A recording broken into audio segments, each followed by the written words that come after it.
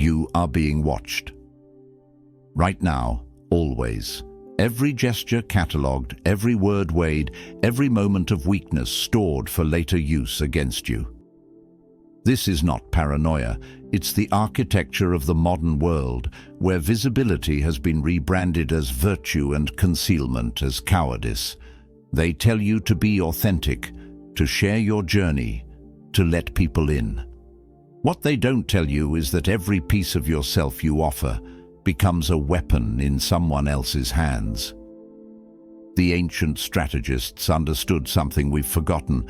Power doesn't announce itself. It doesn't explain, justify, or seek permission. Real power moves in the dark, where intentions remain hidden and vulnerabilities stay protected. While everyone else performs their inner lives for an audience, the truly dangerous ones have learned to disappear in plain sight. You have been conditioned to leak information, to overshare, to broadcast your plans, your pain, your philosophy. And with every reveal, you paint a target on your back, because the world doesn't reward transparency, it exploits it. There are 9 specific things you must never do in public if you want to maintain power, status, and respect. 9 behaviours that transform you from an open book into an unreadable force. Drawing from Stoic philosophy, 19th century strategy, and psychological warfare, this is your guide to becoming strategically invisible. Stop asking for permission.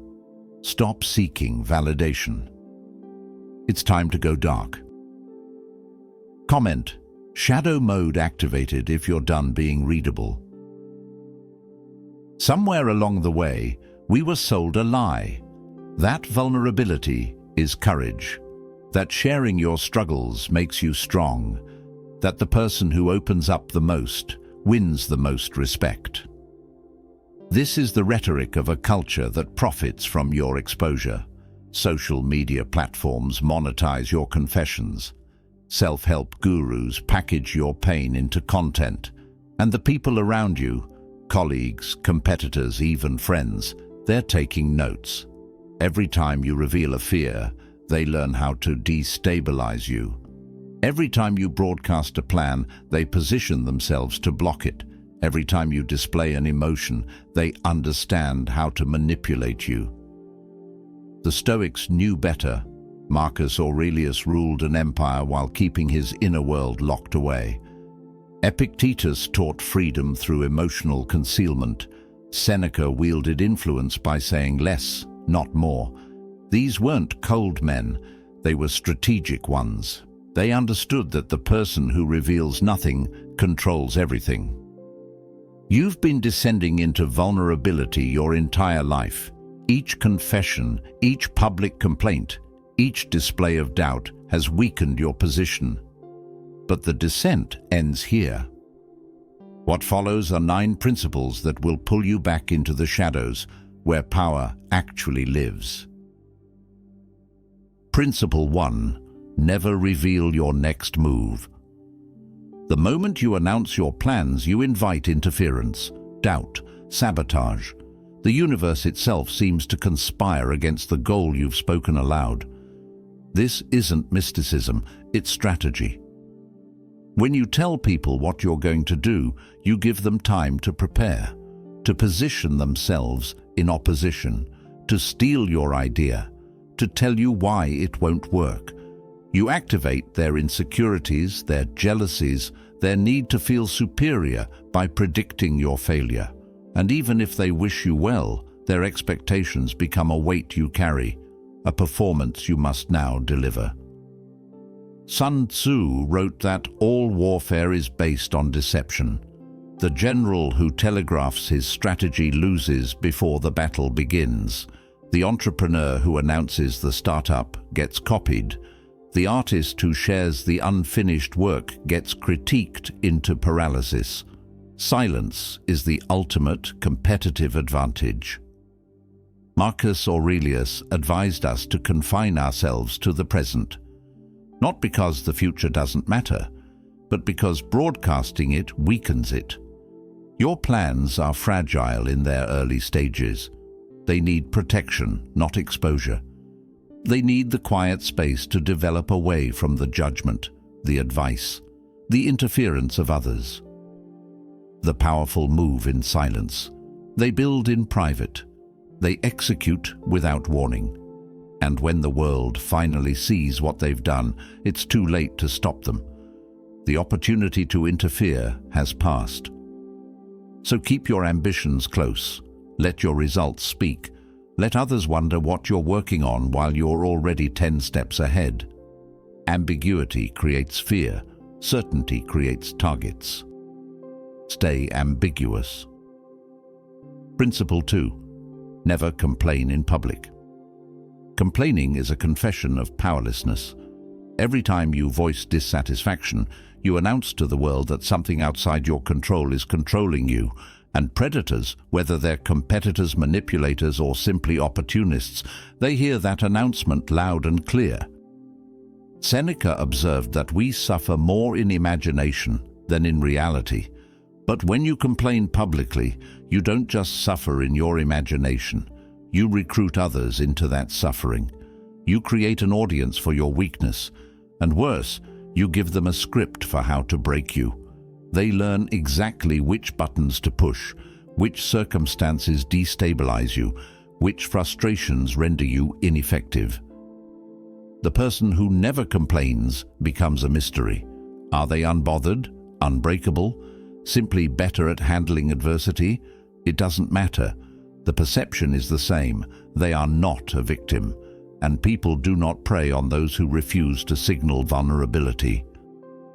This doesn't mean you suppress legitimate grievances or ignore real problems. It means you handle them privately, with precision, with people who can actually help, not with an audience seeking entertainment from your struggle.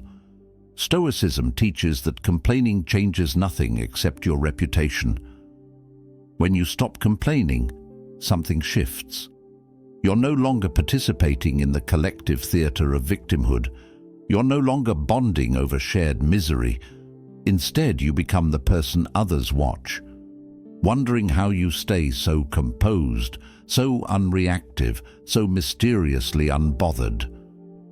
Turn your suffering inward. Process it. Use it as fuel, but never ever broadcast it. Silence your complaints. Amplify your solutions. Principle 3. Never explain your philosophy. Epictetus said it plainly. Don't explain your philosophy, embody it. The moment you start lecturing people about how you live, you become a hypocrite in waiting, because words are cheap and people are watching for the gap between what you preach and what you practice. Every explanation is a defense. Every justification is an apology for who you are. And the person who constantly explains themselves is unconsciously admitting that they need permission to exist as they are. You don't. Your life is not a thesis that requires defending. Think about the people who talk endlessly about their principles, the fitness influencer who lectures about discipline while missing workouts, the entrepreneur who preaches hustle culture while accomplishing nothing, the philosopher who explains Stoicism in 40 tweets but crumbles at the first inconvenience. Their words dilute their credibility. They've confused talking about the path with walking it. Meanwhile, the person who lives their values without announcement becomes magnetic. There's no gap to exploit, no hypocrisy to expose. They simply are what others claim to be.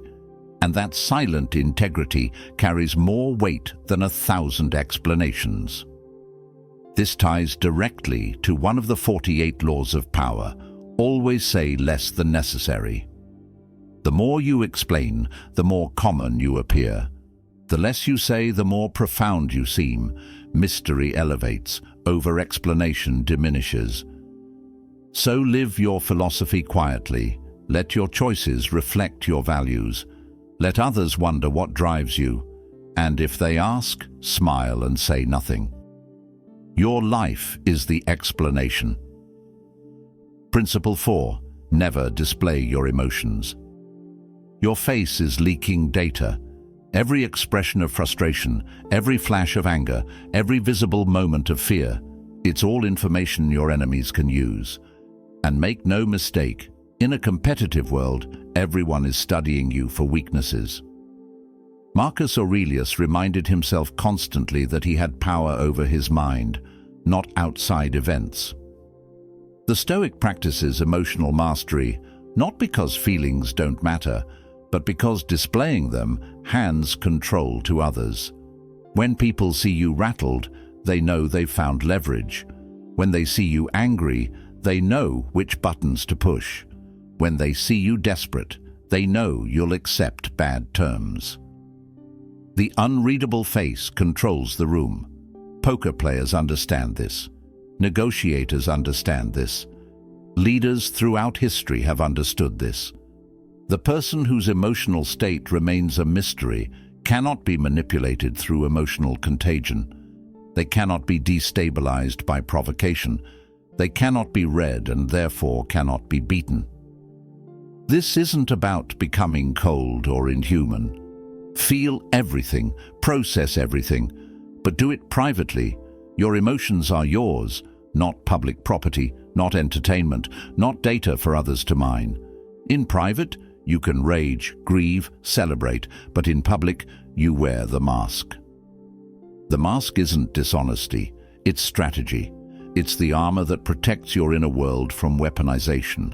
And over time, the mask and the face become one. You don't suppress emotion, you master it. You become genuinely unshakable because you've trained yourself not to leak what you're feeling. Master the mask. Guard the data. Stay unreadable. Principle 5. Never ask for permission. Every time you ask for permission, you subordinate yourself. You signal that someone else's approval matters more than your own judgment. And once you establish that dynamic, you're no longer operating from a position of power, you're operating from dependence. Permission-seeking is a habit born from childhood, where authority figures controlled access to everything. But you're not a child anymore. And the people you're asking, bosses, partners, peers, they're not parents. They're players in the same game you are. And when you ask them if you can make a move, you're giving them veto power over your life. The most powerful people don't ask. They inform. They act first and apologize later if necessary, though usually they don't need to apologize because they've already created value that justifies the action. Forgiveness is easier to obtain than permission, and often by the time anyone realizes you didn't ask, you've already succeeded. This doesn't mean recklessness. It means trusting your judgment enough to move without external validation. It means understanding that the person who waits for a green light often waits forever, because those in power benefit from your hesitation. Look at the entrepreneurs who didn't ask investors if their idea was good. They built it and let the results speak. Look at the artists who didn't ask critics for approval. They created and let the work find its audience. Look at the leaders who didn't ask for consensus. They decided and let history judge. Stop asking. Start executing. The world rewards action, not permission slips. Principle 6. Never seek validation. The need for validation is a leash, and whoever holds that leash controls you. When your sense of worth depends on external approval, you become a puppet, dancing to the opinions of others, most of whom don't even know what they want, let alone what's best for you. Validation seeking shows up everywhere. The entrepreneur who needs investors to believe in the idea before they believe in it themselves. The creator who won't publish until everyone says it's good enough. The professional who measures success by titles and recognition rather than actual impact. All of them are giving strangers the power to define their value. The Stoics understood that external validation is external dependency. The moment you need someone else to tell you you're good enough, smart enough, worthy enough, you've handed them control. And people who sense that dependency will exploit it. They'll withhold approval to keep you striving. They'll dangle recognition to keep you compliant. They'll make you perform for scraps of affirmation. Meanwhile, the person who becomes their own measure is ungovernable. They set their own standards. They evaluate their own progress. They know their worth, independent of applause or criticism. And that independence makes them immune to manipulation. This doesn't mean ignoring all feedback. It means filtering feedback through your own judgment, rather than letting it dictate your self-concept. It means building internal validation systems so robust that external opinions become interesting data points, not verdicts on your existence. Become your own authority. Seek improvement, not approval, and watch how much power you reclaim. Principle 7. Never reveal your vulnerabilities.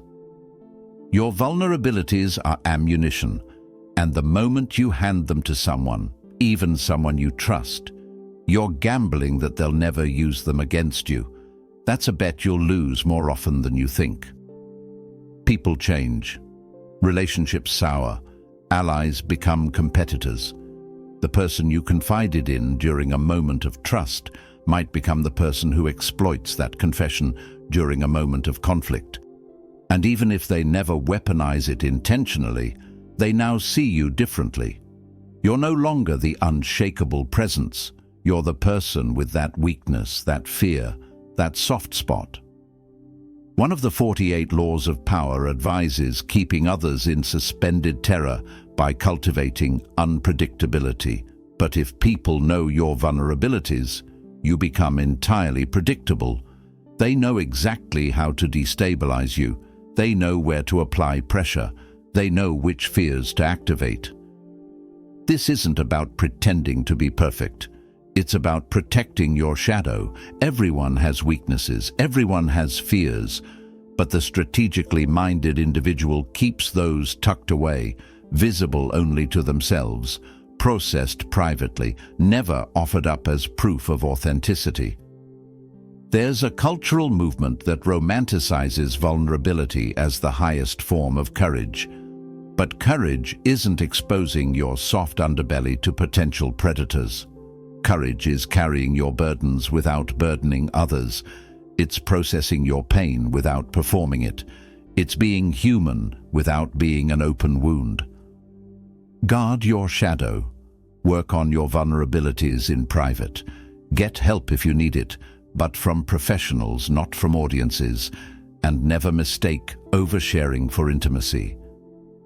Protect what can hurt you. Principle 8. Never apologize for your ambition. Ambition makes people uncomfortable. It reminds them of their own complacency. It threatens the social equilibrium where everyone agrees to want small, safe things. And the moment you apologize for wanting more, you're colluding in your own diminishment. The tall poppy syndrome exists across cultures, the tendency to cut down anyone who rises above the average.